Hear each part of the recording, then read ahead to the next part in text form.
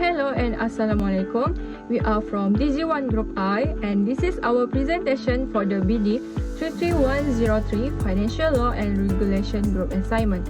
Our presentation is based on a real-world banking scenario involving Rupa Bank and several legal disputes related to check fraud and negligence. In this video, we will analyze three key legal issues using the IREC approach: issue, rule, application, and conclusion.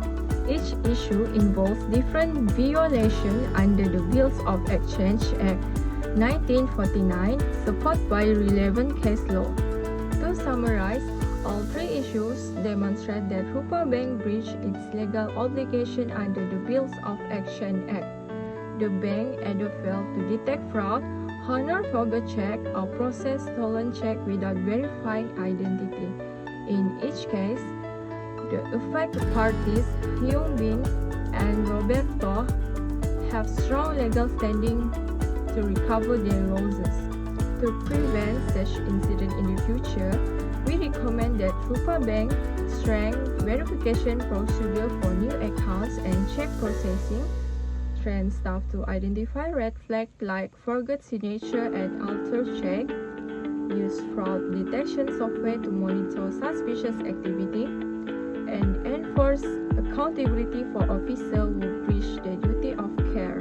Thank you for watching our presentation. We hope this analysis has clarified the legal responsibility of bank under the Bills of Exchange Act. We are DG1 Group I and this concludes our group assignment video for financial law and regulation.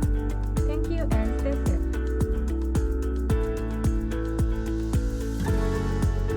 Next, the issue is whether Rupa Bank is liable for paying out 15,000 on a check that bore a forged signature, despite the bank officer, Mr. Lazi, suspecting the forgery but failing to take proper action. According to Section 24 of the Bills of Exchange Act BEA, a forged signature renders the instrument null and void. It carries no legal effect. Additionally, Section 60 of the BEA provides that a bank must only act upon a proper mandate from its customer.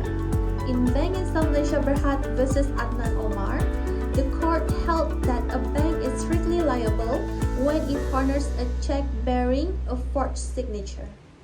The case of Tai Hing Cotton Mill Limited vs. Liu Chonghing Bank Limited further established that a bank owes a duty of care to its customer and cannot shift responsibility onto the customer for failing to detect forgery.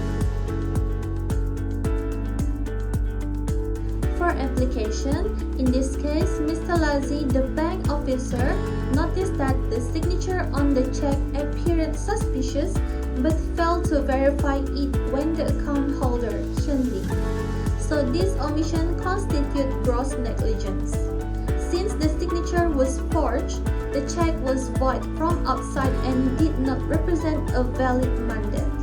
Therefore, Rupa Bank acted without authority in processing the check.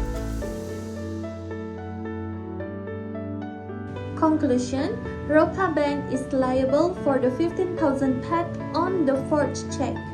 Its failure to verify the suspicious signature amount to a breach of duty, and the bank must reimburse Hyun Bin for the loss.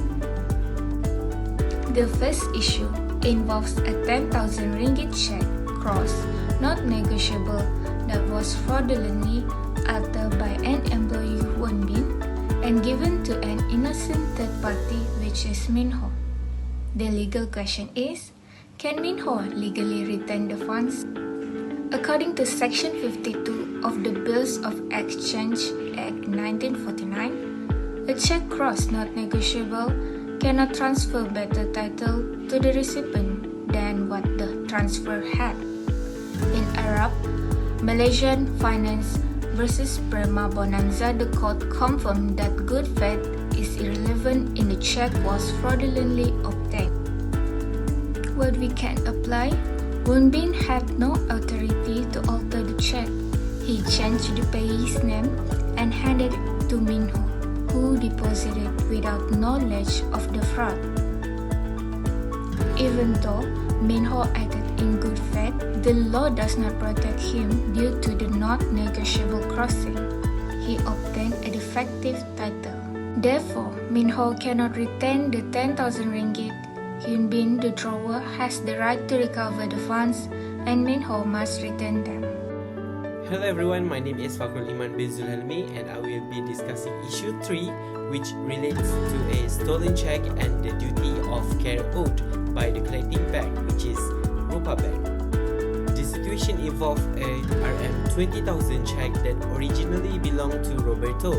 However, the check was stolen and deposited by an individual named Robert, who had opened a bank account under a fake identity. The key issue here is whether Rupa Bank, as the collecting bank, is legally liable for processing the stolen check without proper verification. Under Section 85 of the Bills of Exchange Act 1882, a collecting bank is protected from liability only if it acts in good faith and without negligence. This means that the bank must take reasonable steps to verify the legitimacy of both the check and the depositor. Relevant case law such as Ledbrook vs. Todd and Turnbull vs. Duval supports this position. In both cases, banks were held liable when they failed to carry out proper identity checks and allowed fraudulent transactions to occur. These cases underline the legal duty of banks to exercise care and diligence when handling negotiable instruments like checks. By applying this to the current case, the fact clearly showed that Ms. Jana, the bank officer at Rupa Bank, opened an account for Robert without verifying his identity. She also accepted a check that had been altered and failed to conduct any due diligence before processing it. More importantly, the check was never endorsed by Roberto, the rightful owner. This makes the transaction clearly unauthorized, and the bank failure to detect these red flags amounts to negligence and a breach of its duty of care under the law. Therefore, in conclusion, Rupa Bank is liable as a negligent collecting bank. Its failure to act responsibly and verify the identity of the account holder directly enabled the fraudulent transaction to occur. As a result, Roberto is entitled to sue the bank and recover the RM20,000 that was wrongfully processed. This case highlights the importance of strict compliance with banking procedures, especially when handling high-value checks and new accounts opening.